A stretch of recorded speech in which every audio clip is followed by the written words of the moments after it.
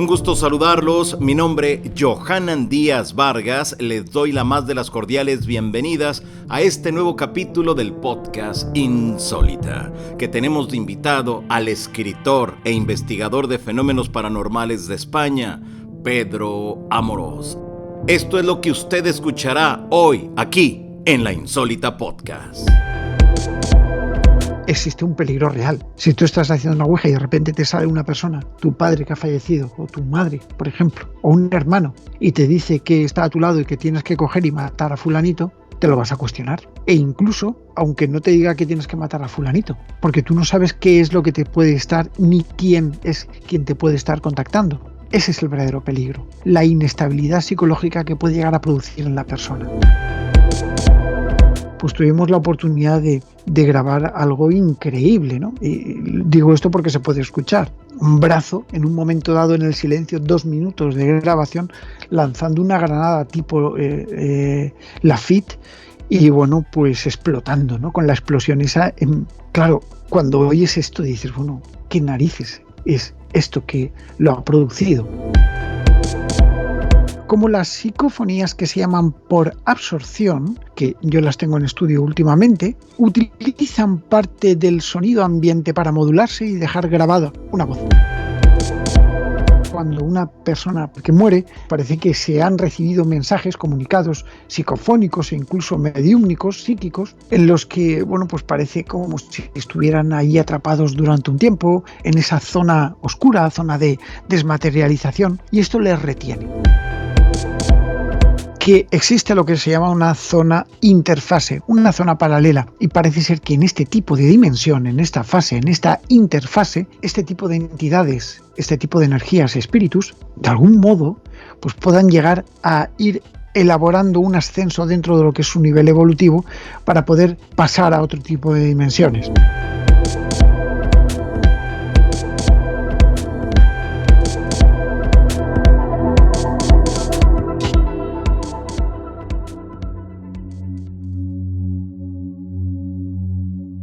Vamos a enlazarnos entonces hasta España. Ahí se encuentra ya don Pedro Amorós, a quien le agradezco enormemente que se encuentre esta ocasión aquí con todos nosotros. Pedro, un gusto saludarte, qué gusto tenerte por acá.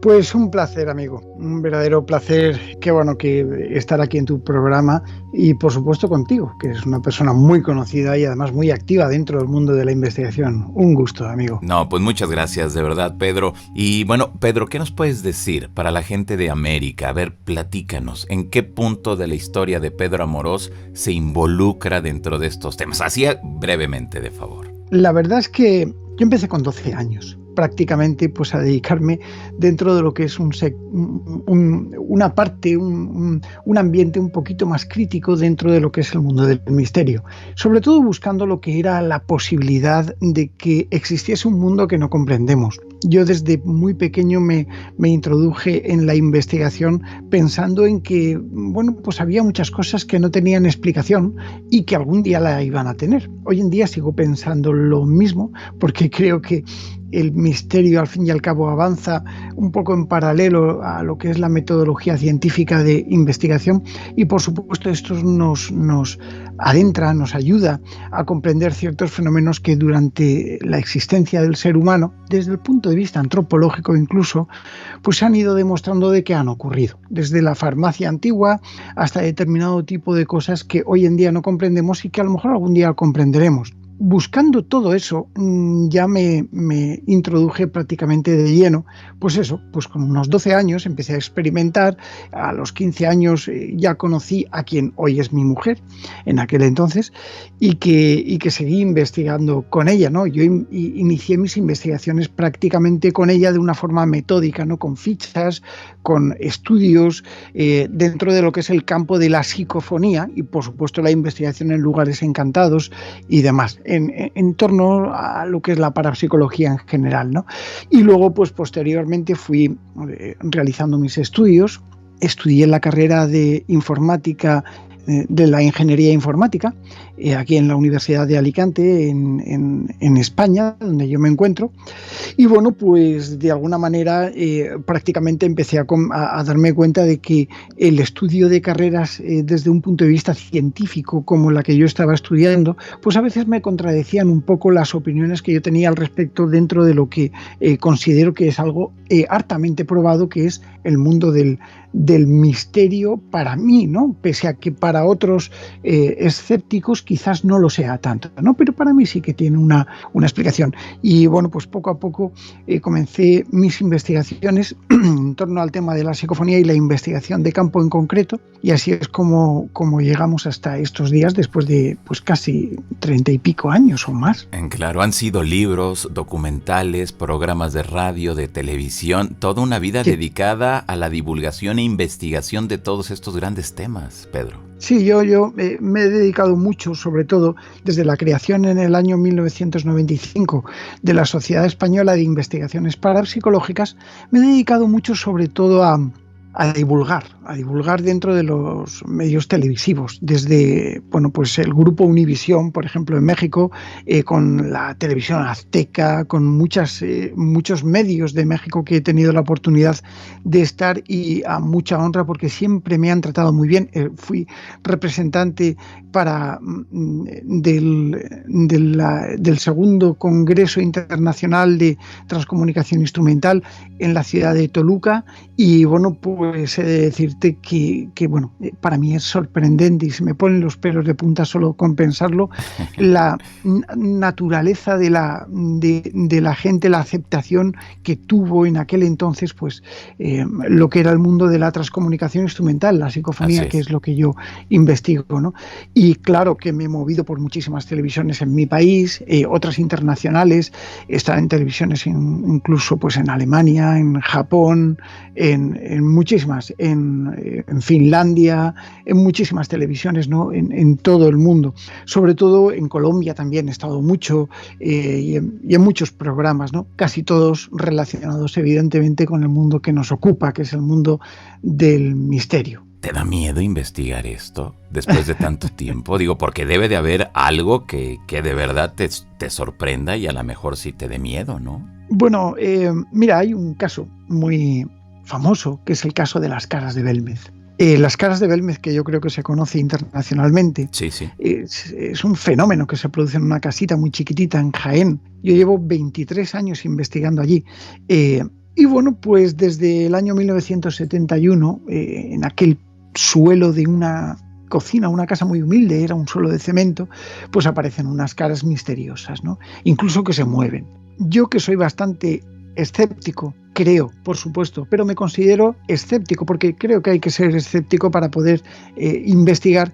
Te puedo asegurar que he visto cosas increíbles. Pero la casa natal donde vivió esta mujer, la dueña de la Casa de las Caras, María Gómez Cámara, pues era una casa muy especial. Y ahí se produjeron cosas que yo creo que son dignas de una casa encantada. Sí te puedo decir que una noche, 24 de septiembre del año 2004, cuando empezaron a detonarse los fenómenos, en las casas encantadas ocurren los fenómenos de una forma como de un latigazo, ¿no? Como un chispazo. Y esto, pues evidentemente, pues hace que los fenómenos se acrecienten, se produzcan más, ¿no?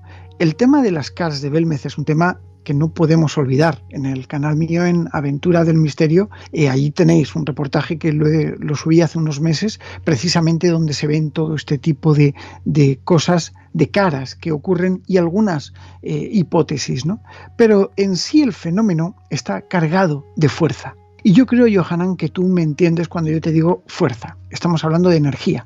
Claro. Estamos hablando de algo que no puede llegar a ser explicado desde el punto de vista científico, pero que indudablemente la paraciencia, el psiquismo, la telergia, la psicorragia, pues estudian muy de cerca, la parapsicología, todo este tipo de fenómenos, y se producen. Cuando esto es casual, se produce lo que se llama una psicorragia, un impacto, que muy probablemente se pueda acrecentar con la presencia de los propios investigadores. En mi caso, he de decirte que sí, fue impactante, y sí sufrimos una virulencia brutal dentro de lo que es el fenómeno. El fenómeno en sí, la propia manifestación. Y te puedo decir que yo tuve la oportunidad de ver, pues por ejemplo, una silla, cómo se abría de alguna manera, iba paseando por un pasillo. No solo yo, sino el resto de mis compañeros. Es indudable. Y entonces ahí es cuando dices, sí que puedes pasar un poco de miedo. Yo recuerdo esa noche de autos, que, bueno, pues estábamos esperando que amaneciese para largarnos de allí, literalmente. Tenemos entidades que estarían como asomándose a nuestra realidad, o serían entidades negativas como lo vemos en las películas de miedo, o serían ¿qué, Pedro? ¿Qué es eso que mueve y por qué ese vínculo siempre ha estado, pero a lo largo de toda la historia? Es decir, no es algo de apenas de hace 50 años o hace 20, no, esto viene desde el origen de la humanidad. Bueno, yo creo que sí. Yo creo que desde tiempos muy antiguos, pues te podría incluso hablar de algunas experiencias que se han narrado y que se han recogido dentro de lo que son los textos egipcios, estos manuscritos que nos han llegado de posibles exorcismos ya de la época, donde se producían fenómenos extraños, ¿no? Yo creo que el ser humano, desde que tiene conocimiento, desde que tiene uso de razón, yo creo que ha estado muy ligado a lo que es la magia simpática, ¿no? Hablamos ya de tiempos de las cavernas, de los hombres de las cavernas, cuando realmente todo esto se producía de una forma absolutamente inexplicable para ellos y que no tenían por qué, pero se producía, ¿no? Si nos remontamos desde aquel entonces hasta tiempos de ahora, sí te diré que ha habido mucho y muchas cosas. Evidentemente, la Edad Media ha sido una parte oscura, yo creo que de la humanidad, una parte gris, por decirlo de alguna forma, ¿no? Luego, en el siglo de las luces, lógicamente, con el esplendor, aparecerían, bueno, pues sesiones espiritistas, sesiones mediúmnicas y demás.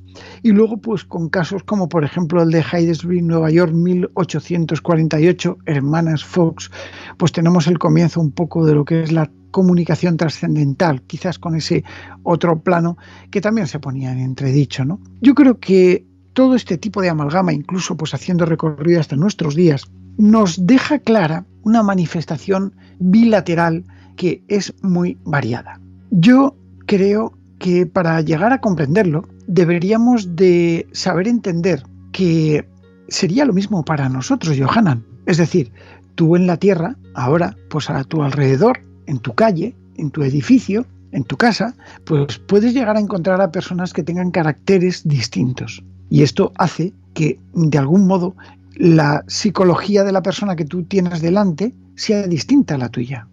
Tú puedes ir con muy buenas intenciones y el que tienes delante pretende robarte, por ejemplo. Yo creo que esto en el mundo espiritual podríamos decir que también puede llegar a ocurrir. No sabes con qué te encuentras.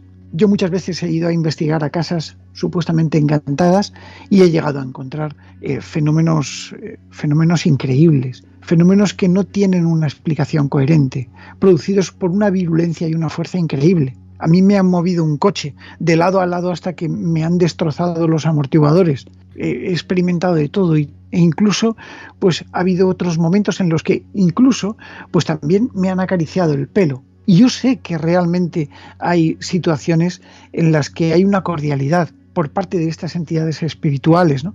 Y también sé que muchas veces pues esta cordialidad no existe y existe una agresividad, golpes, cosas que se mueven, que al fin y al cabo lo único que te pretenden decir es que están ahí, pero hay otros momentos en los que sí que se produce algo un poco más virulento. Para la tranquilidad sí he de decir que no todo es lo que aparentemente vemos en las películas. Yo he sido asesor de muchas películas y alguna que otra serie de misterio y te puedo asegurar que los guionistas se basan perfectamente en los testimonios que los asesores de guión vamos realizando. Es decir, estamos hablando de datos reales, estamos hablando de técnicas reales, lo que se produce. Ah, ok. Cuando tú te refieres virulento, ¿quiere decir que es agresivo o que hay Sí. mucha actividad? Bueno, las dos cosas. Okay. Una que detectas actividad paranormal sí. y la otra que es agresivo. hay cosas agresivas. Claro. Es decir, yo recuerdo, pues por ejemplo, un caso donde estuvimos investigando donde a mí y a mi compañera nos estrellaron una puerta en la cara, pero estrellado sin corriente de viento alguno. No, era una patada enorme que se le había pegado a una puerta, ¿no? Yo recuerdo cuando una viga casi nos cae encima y no por el hecho de la propia gravedad, sino porque algo la había empujado, ¿no? Recuerdo casos así y recuerdo casos de trastornos psicológicos donde realmente son verdaderamente importantes y es el peor de los casos y que se habla bien poco. Estamos hablando de casos en los que incluso estas supuestas entidades espirituales que pululan en una casa encantada, pues de alguna manera poseen a la persona. Y ahí es cuando entra el verdadero riesgo, el verdadero peligro, porque al fin y al cabo, ¿qué te van a hacer? Sí, casos de arañazos, casos de tal, ¿qué te van a hacer? El verdadero problema es si te lo llevas puesto. Ese es el verdadero problema. Y a veces ocurre, y ocurre cuando menos te lo esperas. Yo he tenido la oportunidad de estar con algunos investigadores e investigadoras en los que se han producido este tipo de cosas, y no es para nada agradable, sobre todo porque pierdes el control. Porque directamente se convierte en una especie de sensación psicológica. Qué barbaridad. ¿De qué manera se preparan ante eso, Pedro? Porque yo creo que no ha de ser sencillo, ¿no? Entrar o llegar a un lugar donde se producen estos fenómenos y yo creo que aunque tengas mucho tiempo en esto, debe de haber algún impacto, ¿no? Sí lo hay porque no todo el mundo está preparado. Mira, recuerdo que en la casa de donde nació María Gómez Cámara, la señora de las Casas de Belmez, en esta casita, recuerdo que llegamos a ser 18 investigadores, es una casa grande, pero bueno, 18 investigadores de la Sociedad Española de Investigaciones Parapsicológicas, pues que estábamos allí investigando a ver qué es lo que pasaba, sacando datos. Bueno, pues hubo un momento en el que tuvimos que sacar a una compañera, sacarla de la casa, literalmente, porque algo le había afectado. Y no estamos hablando de personas que se dejan afectar. Cuando un investigador, es indudable que está preparado para un impacto psicológico, porque ya lleva mucho andado, ¿no? Cuando te pasa esto, pues te das cuenta de lo pequeño que eres, ¿no? Dentro de lo que es un fenómeno absolutamente incomprendido. Tenemos que decir que de las casas encantadas, el 90% tiene una explicación lógica y física. El 8% tiene una explicación paranormal. De manera que podríamos hablar de psicorragia, de telergia, de una acción directa sobre la materia, fenómenos psicobiofísicos que se puedan llegar a producir en un ambiente determinado, ¿no? Pero hay un 2% en lo que el fenómeno que se produce no tiene un origen conocido. Y es ahí cuando nos asustamos. Estamos hablando de fenómenos de origen trascendental.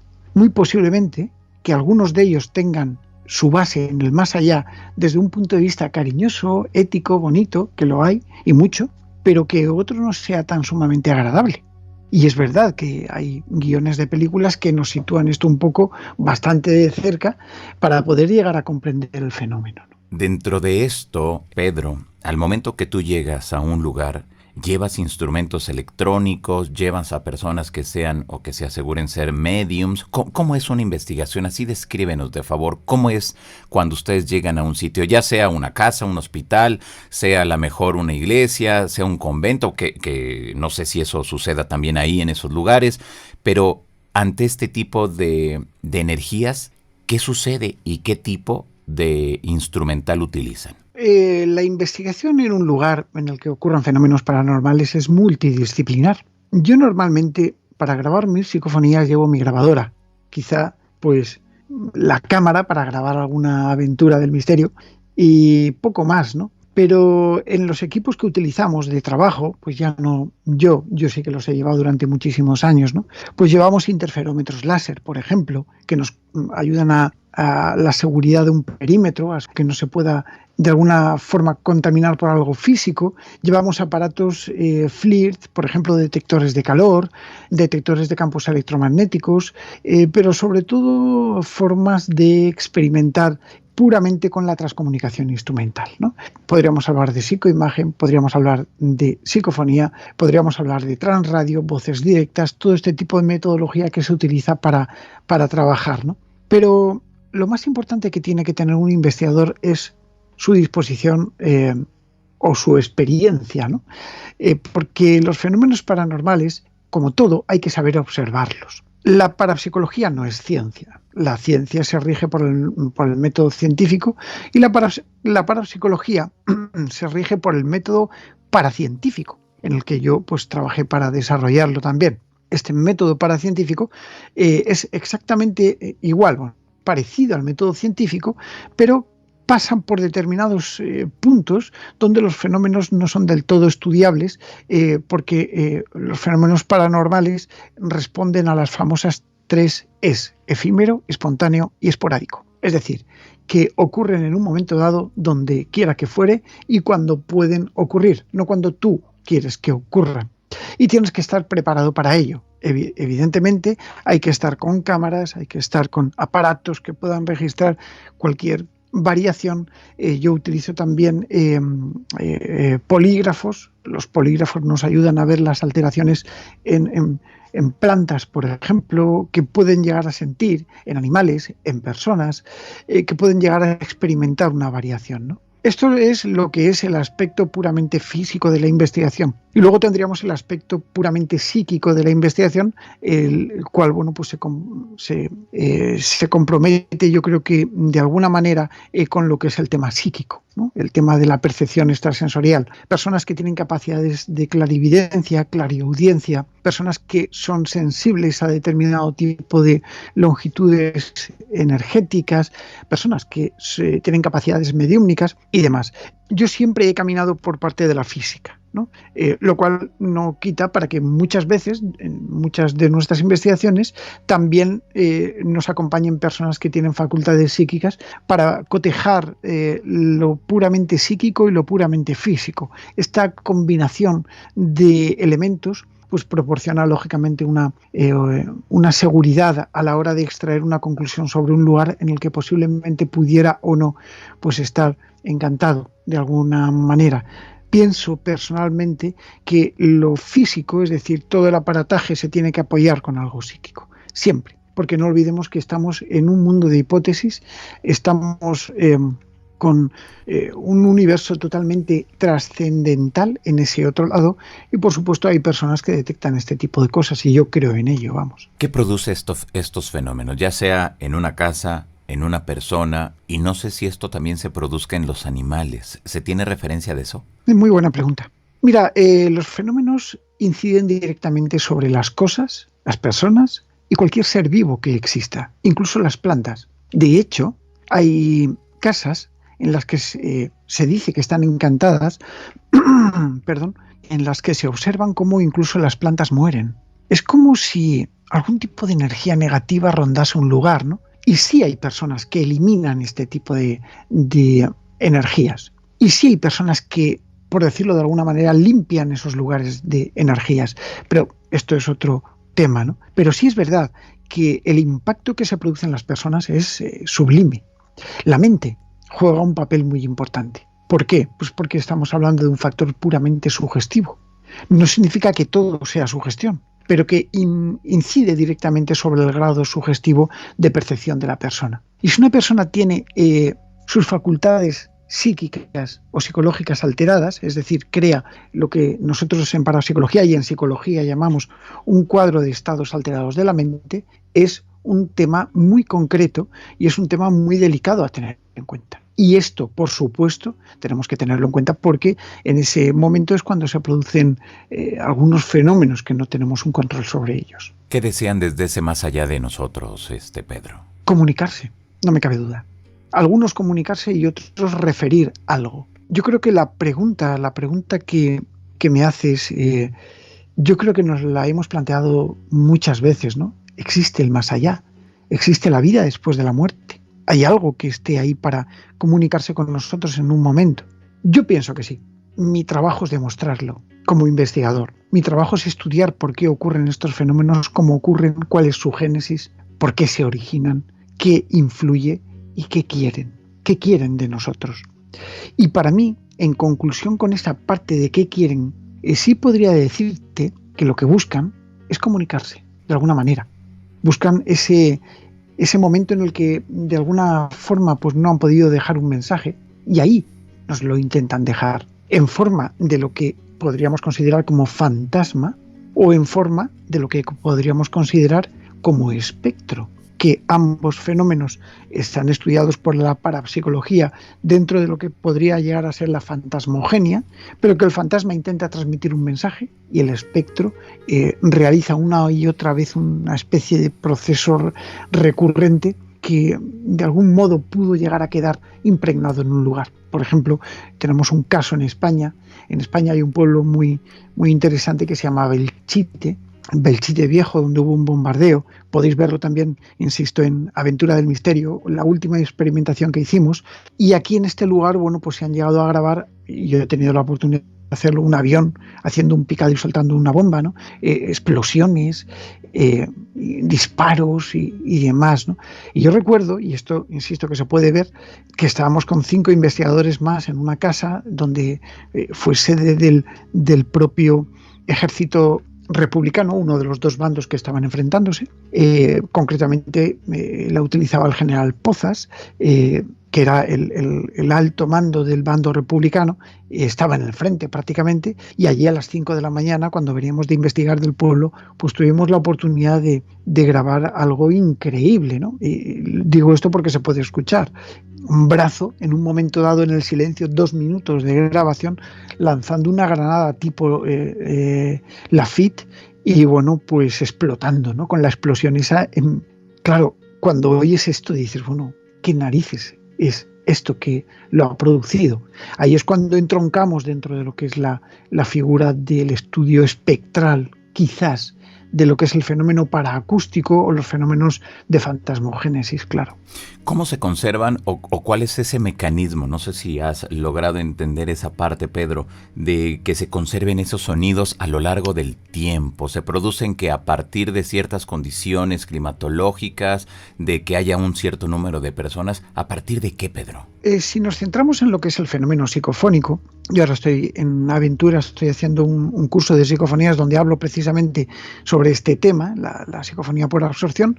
Tenemos que tener en cuenta que la psicofonía por absorción hace alusión a una formación de impregnación. La psicofonía es una cosa y este fenómeno espectral es otra. Te voy a explicar las diferencias. La psicofonía en general necesita una energía para formarse, como todo fenómeno acústico o físico que se produzca en nuestro propio entorno. Esta energía la tienen que sacar de algún lado. Si tú, por ejemplo, a tu vehículo le pones combustible, la energía química que produce la combustión del motor se transforma en energía mecánica, porque se mueve el coche, en energía cinética, porque tiene un propio desplazamiento cinético, mecánico, y también en energía calorífica, porque tú pones la mano en el capó y está caliente, ¿no? Y también en luz, porque el movimiento del motor hace que se mueva el alternador y a su vez carga la batería que ilumina los faros. Es decir, una fuente de energía produce otras fuentes de energía. La energía, según el primer principio de la termodinámica, ni se crea ni se destruye, tan solo se transforma. Y este principio tenemos que aplicarlo prácticamente a la existencia de todo, a la coexistencia de todo, incluso a la parapsicología, ¿no? Entonces es cuando sí que decimos que una fuente energética sonora puede haberse transformado en un fenómeno psicofónico. De hecho, podemos observar cómo las psicofonías que se llaman por absorción, que yo las tengo en estudio últimamente, utilizan parte del sonido ambiente para modularse y dejar grabada una voz. Es como si a un niño tú le dieras una bola de plastilina o de arcilla y el niño con esa bola pudiese de alguna forma hacer un muñequito con sus manos, ¿no? Ha transformado la bola en otra cosa. Sin embargo, la fuente energética es la misma. En este caso, si lo aplicamos a la psicofonía, tendríamos el resultado psicofónico. Una psicofonía espontánea, es decir, que se produce por absorción simplemente del propio sonido ambiente, del propio ruido que hay en el lugar, el propio ruido base, que yo le llamo ruido cero, y por supuesto cuando se producen ciertos ruiditos, una piedra que pisas o una tos, se transforma a veces, no siempre, en ocasiones, e incluso las colas de las palabras de algún investigador en las psicofonías nunca se debe hablar, pero a veces se hace, y aprovechan esos momentos de voces para para conformar las voces. Esto sería en cuanto a la psicofonía. En cuanto al fenómeno acústico espectral, como por ejemplo esto que podemos ver ahí en Aventura, que es lo que ocurrió en Belchite, que lo de la explosión y demás, y que tiene mucho que ver con lo que se cree de la psicofonía, que no es del todo así. Es decir, cuando tú pones un grabador y grabas una psicofonía, se produce una interacción entre el sujeto experimentador y entre lo que quiera que responda, ¿no? Pero es muy raro encontrar psicofonías espectrales en un lugar, de manera que hayan quedado allí grabadas en el tiempo, entre las paredes. No. Se produce algo. Y ese algo, que es concretamente lo que tú me preguntas, muy probablemente tendríamos que utilizar lo que son argumentos de física pura y dura. Es decir, desde tiempos, porque nos ha dejado recientemente Stephen Hawking, por ejemplo, donde ya se plantean la coexistencia de multiversos, es decir, la posible existencia de varias dimensiones que la física cuántica de supercuerdas pues, nos ha acercado a llegar a comprender, ¿no? Incluso pues, con la propia unificación de las 5 teorías madre de supercuerdas por Edward Witten, por ejemplo, con la creación de la teoría M, o de la unificación, la membrana cuántica, pues sí que nos da oportunidad para llegar a pensar que existen muchas dimensiones dentro de lo que nosotros pensamos que no hay nada. Es decir, nosotros para representar cualquier tipo de cosa necesitamos 3 dimensiones, alto, ancho y profundo.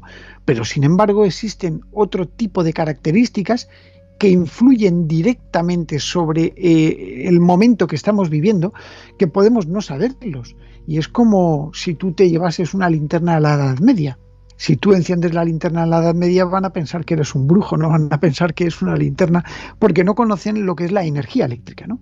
No tienen ese concepto que nosotros hoy sí comprendemos y sabemos explicar. De algún modo, si nosotros esto lo extrapolamos a este tipo de sonidos que puedan haber quedado espectralmente grabados en un lugar, es indudable que todo tiene que hacer alusión a algún tipo de energía que no lleguemos a comprender. Y esto que no comprendemos se traduce evidentemente con lo que llamamos multiversos o posibles universos multidimensionales. Sería entonces, quizá para que nos quede más claro y sea más sencillo, Pedro, que hay otras dimensiones en esta dimensión, o que hay otros planos aquí a un ladito de nosotros que en ocasiones podemos visualizar, escuchar o sentir. Yo creo que sí. Yo creo que estamos rodeados, literalmente. El hecho de que tú me estés viendo a mí y no veas el aire no significa que no exista, porque si no yo me moriría asfixiado. Y sin embargo, bueno, pues está ahí. El aire no lo vemos, pero existe. Del mismo modo, los campos electromagnéticos de los cuales estamos totalmente bañados por señales Bluetooth, por señales Wi-Fi, por señales hertzianas de radio y demás, no significa que no existan por el hecho de no verlas, sino que no tenemos la forma de poder llegar a comprenderlas. Si tú coges un sintonizador de radio y lo pones en la frecuencia 90.0, pues a lo mejor te aparece una frecuencia modulada, una emisora de frecuencia modulada, que es pues Radio Pepito. Por cierto, Radio Pepito existe. Radio Pepito, que me lo acabo de inventar. Y esto no significa que las otras emisoras de radio que puedan llegar a existir lateralmente a esa frecuencia no existan, sino que tú no la has sintonizado. En este campo, en el campo del misterio, el campo de la parapsicología, se trata de sintonizar frecuencias. Nos hablas de que estas entidades o esas energías desean, no sé cómo llamarle, entidades, energías, ¿cómo tendríamos que referirnos a eso? Yo pienso que energías está muy bien, okay. Aunque también entidades, por respeto a muchísimas personas que pueden llegar a pensar, yo creo que sí que puede perdurar la vida después de la muerte, que puedan tratarse de entidades de seres fallecidos, con lo cual entidades o energías yo creo que está perfectamente definido. Muy bien, con estas entidades, ¿qué tipo de mensajes proporcionan cuando están en ese punto de comunicarse? ¿Y siempre se comunicarían con las personas que ellos conocieron, o es así, al primero que se aparezca ahí le van a dar ese mensaje, Pedro? Lo cierto es que yo creo que es como todo, ¿no? Cuando tienes un vínculo o cuando has tenido un vínculo supuestamente con personas que hayan sido familiares tuyos, seres queridos, evidentemente va a haber algo especial. Esto es indudable. Es como un imán, va a atraer no sabemos bien qué tipos de conexiones existen en el más allá para que esto se produzca. No lo conocemos, pero sí intuimos que sí que se produce una relación entre este tipo de entidades y las personas que a lo mejor estemos aquí, que hayamos podido tener cierta vinculación con ellas, ¿no? O simplemente desde el punto de vista psicológico. No sabemos realmente cómo funciona nuestra mente. Incluso el hecho de pensar yo ahora en ti, pese a que estamos a muchos miles de kilómetros de distancia, pues a lo mejor pueda reflejar en la persona de Johanan, pueda reflejar, digamos, un sentimiento. Esto yo creo que es fundamental para llegar a comprender la fuerza del ser humano. Quizá esto no se pueda explicar desde el punto de vista físico. Pese a que yo soy muy cientificista, pues hay cosas que no se pueden explicar. Lo que no soy es negacionista, es decir, no niego por negar, ni tampoco afirmo por afirmar. Simplemente expongo hipótesis de planteamientos, y las hipótesis a este respecto, evidentemente todas rayan lo que es la posibilidad de que existan muchas dimensiones que estén a nuestro lado, con este tipo de entidades que estén intentando comunicarse con nosotros para decirnos algo, unas más cercanas y otras menos. Se aseguraría que en muchas de las ocasiones no van hacia esa luz estas entidades porque tienen algo pendiente, dejaron algo inconcluso en esta dimensión en la que nos movemos nosotros, Pedro. ¿Esto sería así? La base es una base espiritista, ¿no? Esto que acabas de decir. Es decir, desde el punto de vista kardeciano, de tiempos de Allan Kardec, el espiritismo siempre nos ha dicho que parece ser que los espíritus que han pertenecido a personas que han muerto pues, en circunstancias trágicas quedan aquí arraigados hasta que su mal no se reponga, ¿no? Esto yo creo que es un poco utópico. La realidad es que parece ser, y vuelvo otra vez a utilizar un poco el argumento espiritista, que existe lo que se llama una zona de desprendimiento, desmaterialización, interfase, una zona paralela. Podríamos comprenderlo como una dimensión distinta a la nuestra donde ocurran cosas, ¿no? Y parece ser que en este tipo de dimensión, en esta fase, en esta interfase, pues este tipo de entidades, este tipo de energías, espíritus, de algún modo, pues puedan llegar a ir elaborando un ascenso dentro de lo que es su nivel evolutivo para poder pasar a otro tipo de dimensiones. Hay una cosa que es evidente, algo que está dentro de la misma vibración, que una dimensión puede entrar dentro de esa vibración. Si se produce una vibración superior, a no ser que estés vibrando exactamente en el mismo sentido y la misma dirección, no puedes penetrar dentro de lo que es esa vibración. Yo lo entiendo así, desde este punto de vista, y por eso creo que existen distintas escalas y dimensiones. Pero es cierto que cuando una persona pues parece ser que muere, bueno, pues parece que se han recibido mensajes, comunicados psicofónicos e incluso mediúmnicos, psíquicos, en los que, bueno, pues parece como si estuvieran ahí atrapados durante un tiempo, en esa zona oscura, zona de desmaterialización, y esto les retiene de alguna manera, ¿no? Y a veces también se produce que un asesinato, un accidente, personas que no debían de haber muerto han muerto, personas que se han muerto solas, personas que se han muerto desamparadas, todo esto es una carga emocional, un factor psíquico importantísimo, ¿no? Y este factor de carga emocional hace que bueno, pues esta parte oscura, esta parte incomprendida, pues parece ser que exista más abundantemente en ese otro lado, ¿no? Y es muy probable que este tipo de seres, este tipo de entidades, de energías, pues puedan intentar comunicarse con nosotros para transmitirnos cosas. Y estas cosas, pues a veces se ven con más luz y otras veces se ven con menos. Realmente sabemos muy poco, y tengo que decirte una cosa, y es que nos movemos en un mundo de hipótesis.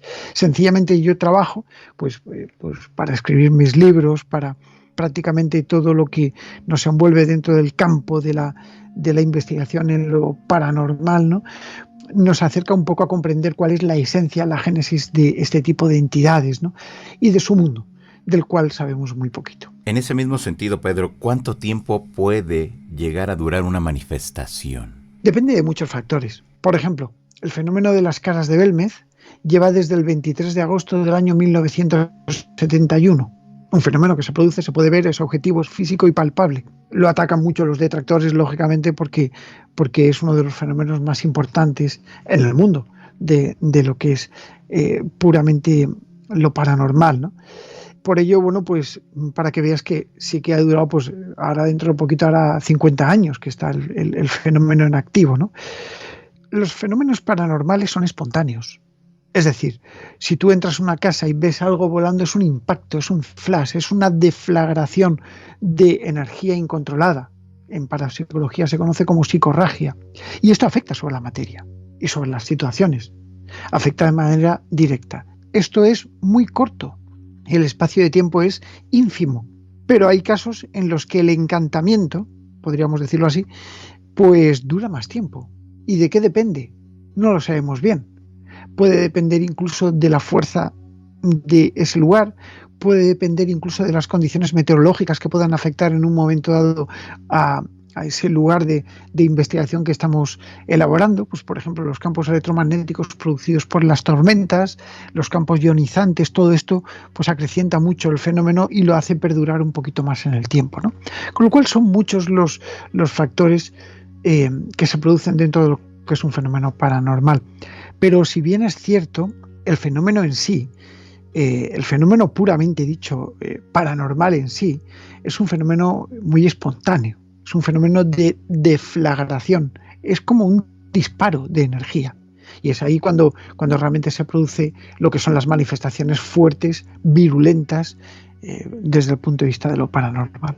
¿Existe alguna época del año, algún momento, Pedro, donde quizás sea más propicio este tipo de manifestaciones? Insisto, vuelvo a hacer alusión a Aventura del Misterio. Allí expongo una metodología, una ventana de investigación estadística que lo realicé para hacer uno de mis libros sobre el tema de las psicofonías. Lo realicé en base a 5.000 experimentos para sacar un cálculo estadístico de cuándo es el momento del día, las fases lunares, la temperatura, las condiciones atmosféricas, determinado tipo de situaciones que pueden llegar a alterar la época del año, lógicamente, alterar lo que es un momento de grabación. La conclusión te puedo decir es que solo podemos llegar a apuntar que durante las épocas, o sea, la etapa nocturna, pues parece que se producen muchos más fenómenos, pero no una época del año. El invierno, lógicamente, pues tiene en sí lo que es ese recogimiento, esa pauta lúgubre que puede llegar a tener algo oculto con la chimenea encendida, con ese momento que sugestivamente hace que trabaje nuestra mente y favorece lo que es la proyección paranormal. Basándome en el acto sugestivo, en lo que es el desarrollo de los estados alterados de la mente, sí podría decirte que el invierno, en este caso, es más proclive para poder detonar fenómenos.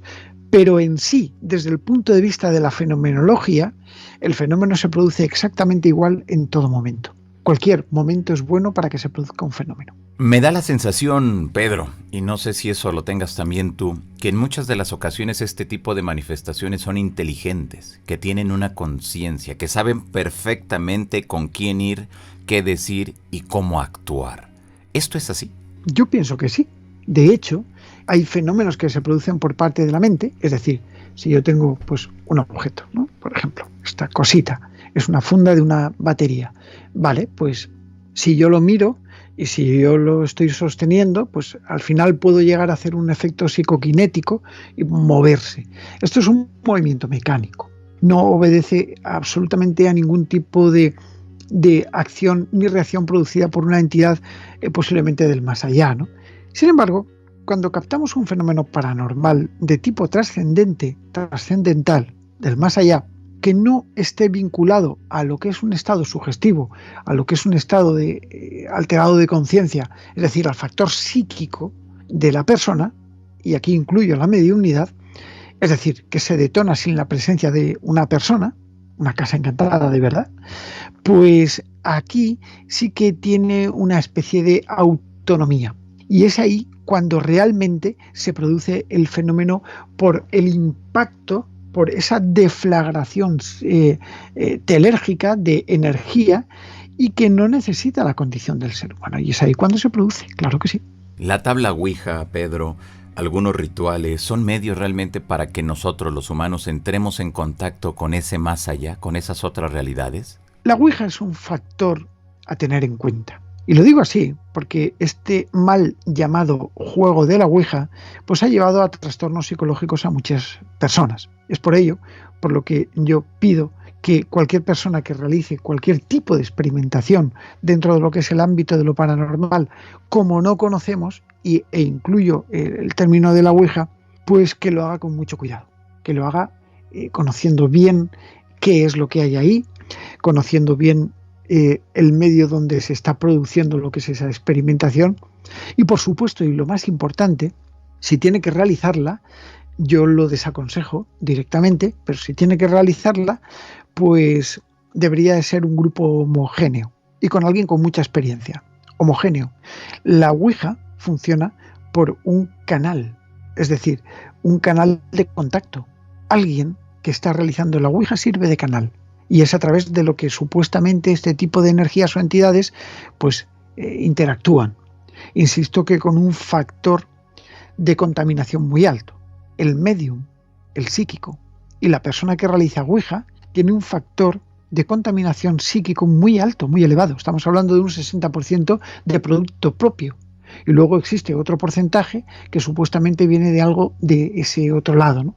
Con lo cual, este tipo de cosas como por ejemplo la Ouija, yo de verdad aconsejo que llevemos cuidado con ello. Si es posible que no lo hagamos, o sea, no es necesario hacer la Ouija.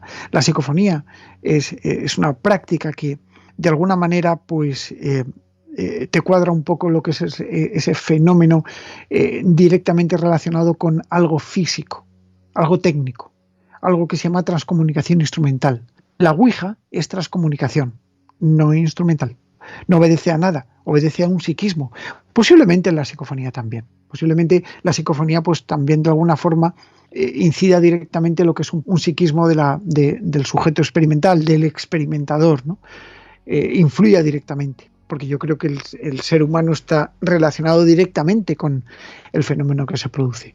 Pero la Ouija es mucho más fuerte. Y en la Ouija además ves un mensaje directo y en la Ouija te puedes llevar dentro de lo que es tu mente, no algo apegado como tipo espíritu, no, sino que te puedes llevar una sorpresa, porque a lo mejor te puede contestar algo y bueno, pues no sería la primera vez que una persona se ha puesto en las vías del tren después de una comunicación Ouija.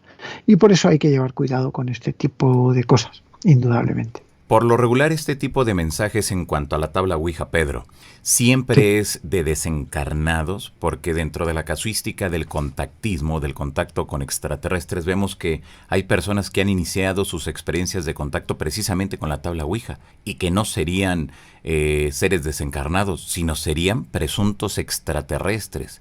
¿Qué pasa ahí en ese aspecto? ¿Será que se están disfrazando? ¿Será que nos están engañando? ¿Qué sucede ante eso, Pedro? Bueno, es muy interesante. Yo he hablado muchas veces con un buen amigo mío que se llama Sixto Paz, que yo creo que lo conoceréis todos. Sí. Para mí, de la misión Rama, para mí él empezó sus contactos con una tabla Ouija y después con escritura automática, ¿no? Que al fin y al cabo el sistema es bastante parecido, podríamos explicarlo, pero es bastante parecido, pero que sintoniza de una manera distinta, ¿no? Los mensajes que se obtienen a través de la Ouija son mensajes muy físicos, es decir, es demasiado plasmado aquí en la Tierra, por lo que yo te decía de antes, porque en la Ouija siempre existe un canal que conduce lo que es esa manifestación y por supuesto proporciona una serie de datos que pasan por su cuerpo, por su mente, por su psique, ¿no? Yo he estado investigando muchos grupos de contacto, grupos que se dicen de contacto, pues lógicamente con seres supuestamente de otras galaxias, otras dimensiones, seres extraterrestres e incluso pues seres intraterrestres, y te puedo decir que he encontrado prácticamente de todo, desde cosas que me han convencido hasta cosas que no me han convencido. Y es por eso por lo que yo te decía que el factor de filtración es muy importante tenerlo en cuenta.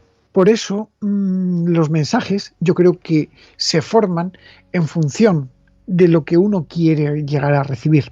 Tenemos manera humana de demostrar que los mensajes de la Ouija, en función de seres extraterrestres o seres intraterrestres, pues pueda de alguna manera demostrarse. Es decir, no tenemos una prueba, pues porque no podemos llamarles por teléfono y decirles, a ver, entidad extraterrestre, puedes contactarte conmigo ahora por teléfono o puedes enviarme a hacer que brillen las estrellas. Ojo, que esto sí que se ha hecho. Y sí que hemos tenido resultados interesantes, ¿no? Pero quiero decir que, grosso modo, no se puede tener una prueba física y es por ello por lo que nos supone la duda. Esto no significa que no pueda llegar a existir. Voy a hacer alusión a una frase con la que yo muchas veces en mis libros pues hago mención de ella, es del Instituto de Búsquedas de Inteligencias Extraterrestres, del SETI, y dice que la ausencia de pruebas no prueba la ausencia, o no es ausencia de la prueba, ¿no? Es decir, que el hecho de no encontrar respuestas no significa que no haya. Esa es la parte más bonita que tiene la ciencia, ¿no? Que va en busca de resultados, de datos, de cosas para descubrir. Y yo creo que la parapsicología y la paraciencia pues también, ¿no? El caso de la Ouija para contactar con seres intraterrestres, con seres extraterrestres y demás, bueno, si he de decirte la verdad, en una ocasión yo sí que pedí una prueba por una supuesta entidad que se estaba comunicando y sí que me dieron un posible mensaje. Pero bueno, ahí estaba, ¿no? Yo tengo pues miles y miles y miles, decenas de miles de grabaciones. Te puedo asegurar que no sabría decirte si realmente puedo llegar a tener alguna grabación psicofónica, pues por ejemplo, de un ser extraterrestre, o por lo menos no lo sé. Pero el caso es que pues parece ser que no he tenido ese sentido. Si realmente con la Ouija contactamos con algo que está un poquito más allá, pues a lo mejor podría ser o podría no ser. Si hablamos, por ejemplo, con personas como Sixto Paz, que yo creo perfectamente en lo que dice, bueno, pues sí que tenemos que pensar que este tipo de entidades sí se comunican con nosotros desde un punto de vista telepático, porque si bien una radio o un sistema de emisión sí tendría fronteras físicas, el sistema telepático no tendría esas fronteras físicas, ¿no? Es decir, que podría viajar incluso multiversos paralelos. Para ir cerrando ya esta conversación contigo, Pedro, y de verdad que te quiero agradecer nuevamente que estés aquí con todos nosotros y que nos ayudes a seguir comprendiendo lo que implica ese vínculo, ese contacto con esas otras realidades, con ese más allá. Llega un punto donde siempre nos cuestionamos, en algún punto de nuestras vidas. ¿Existe la muerte? Pues mira, yo me lo cuestiono cada día que me pongo a grabar psicofonías, a experimentar, me lo cuestiono. Pero desde mi profundo respeto para todas las opiniones de todo el mundo, sí he de decirte que yo creo que existe una vida después de la vida. La muerte es como las entidades dicen en psicofonías, es simplemente quitarte un traje y ponerte otro. La muerte es un estado prácticamente liviano, un estado que para nosotros los seres humanos sí lo comprendemos como tal, pero incluso en culturas antiguas ya se demostró que la muerte simplemente era un pequeño tránsito, un pequeño paso para el hombre y un gran paso para la humanidad, como se dijo cuando se pisó la luna por primera vez. Y es lo único seguro que tenemos, Pedro, en esta vida. La verdad es que sí. La verdad es que sabemos que nacemos, vivimos y morimos. Lo que pasa es que el hecho de comprender que a lo mejor ese morimos, esa muerte, pues pueda ser el despertar de otro momento, lo que quizá a lo mejor hace que tengamos un poco de ilusión para vivir. Yo recuerdo a un querido amigo que ya falleció, el doctor Jiménez del Oso, una persona muy, muy conocida dentro del mundo del misterio, un gran divulgador, un querido amigo, un maestro. Él siempre decía, porque muchas veces hablábamos de esto, y yo le decía, Fernando, ¿tú crees que existe la vida después de la muerte? Y él me decía, mi querido Pedro, si no existiera algo más, qué aburrido sería. Por último, Pedro, ¿cuáles son esos peligros que tú consideras y visualizas dentro de todo este trabajo arduo que has llevado ya por mucho tiempo para aquellas personas que se involucran dentro de la investigación y que no están debidamente preparados, o aquellos que de forma fortuita se enfrentan a este tipo de manifestaciones y no saben qué hacer? Dado que están aflorando muchísimos grupos de investigación, y además yo soy bastante culpable porque fui el que fomentó lo que es la creación de los grupos de investigación, por lo menos en España y en muchos sitios del mundo, pues he de decirte que lo primero que tienen que hacer es formarse, saber qué es lo que están estudiando. Esto se consigue con libros, se consigue viendo algunos programas, pues como por ejemplo el tuyo, que nos ayuda a comprender un poco las realidades. Esto es fundamental. Por otro lado, la otra parte, sí decirte que existe un peligro real. Y ese peligro real pasa por lo que es la estabilidad emocional y psicológica de las personas. Si tú estás grabando o si tú estás haciendo una ouija, vamos a ponerlo in extremis, si tú estás haciendo una ouija y de repente te sale una persona, tu padre que ha fallecido o tu madre, por ejemplo, o un hermano, y te dice que está a tu lado y que tienes que coger y matar a fulanito, te lo vas a cuestionar. E incluso, aunque no te diga que tienes que matar a fulanito, porque tú no sabes qué es lo que te puede estar, ni quién es quien te puede estar contactando. Ese es el verdadero peligro, la inestabilidad psicológica que puede llegar a producir en la persona. Ese es el verdadero peligro al que hay que tener en cuenta, ¿no? Si una persona está viviendo este tipo de situaciones que le hacen pues tener alteraciones en su casa, tener fenómenos extraños, debería de ponerse en contacto con algún investigador de su zona para poder intentar estudiar. Pero ojo, que sea un investigador serio. No significa, por el hecho de que cobren, no significa que sea serio. Así que tiene que ser un investigador reputado, una persona que tenga reputación, que sea reconocido quizás por la sociedad o por su entorno, de que por lo menos lo que hace, que lo haga desde un punto de vista del respeto y de lo mejor para esto, ¿no? Por eso tenemos que tenerlo en cuenta así.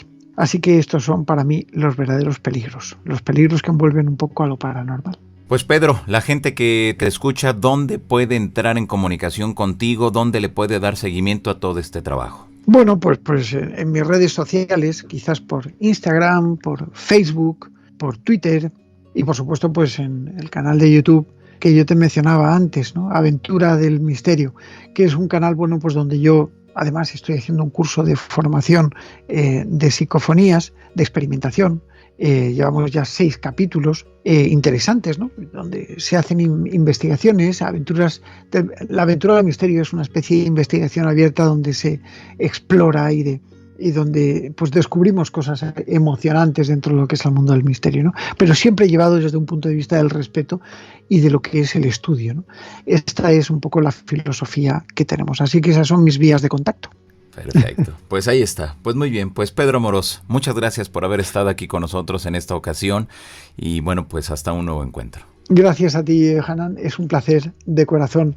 Te envío un abrazo muy fuerte. Saludos a todos tus espectadores, que me meto muchas veces en tu canal a cotillear, a ver un poco esos programas tan interesantes y me encuentro ahí a toda la gente que va hablando, que va diciendo enhorabuena por ese grupo tan fantástico de personas que tienes ahí a tu lado. Y están invitadísimos a que se pasen por Aventura del Misterio, que somos un canal muy chiquitito, pero bueno, que por lo menos tenemos ahí una buena cordialidad. Están todos invitados. Gracias. Perfecto. A ti por estar pues ahí. Al contrario. Pues muchas gracias, Pedro. Te mando un fuerte abrazo desde la Ciudad de México y ahí nos mantenemos en comunicación. Muchas gracias. Gracias, hasta la próxima. Un súper tema hoy tuvimos, pero hay que estar muy al pendiente y no aventarnos nada más así a lo loco, a irnos a lugares o a jugar o a hacer práctica de la tabla Ouija, porque ya saben que no es nada recomendable, jóvenes, ¿ok?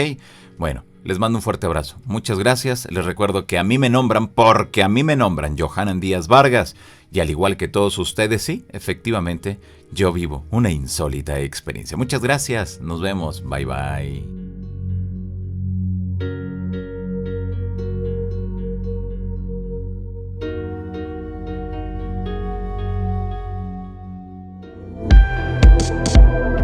Existe un peligro real. Si tú estás haciendo una ouija y de repente te sale una persona, tu padre que ha fallecido, o tu madre, por ejemplo, o un hermano, y te dice que está a tu lado y que tienes que coger y matar a fulanito, te lo vas a cuestionar. E incluso, aunque no te diga que tienes que matar a fulanito, porque tú no sabes qué es lo que te puede estar, ni quién es quien te puede estar contactando. Ese es el verdadero peligro, la inestabilidad psicológica que puede llegar a producir en la persona. Como las psicofonías que se llaman por absorción, que yo las tengo en estudio últimamente, utilizan parte del sonido ambiente para modularse y dejar grabada una voz. Cuando una persona que muere, parece que se han recibido mensajes, comunicados psicofónicos e incluso mediúmnicos, psíquicos, en los que, bueno, pues parece como si estuvieran ahí atrapados durante un tiempo, en esa zona oscura, zona de desmaterialización, y esto les retiene.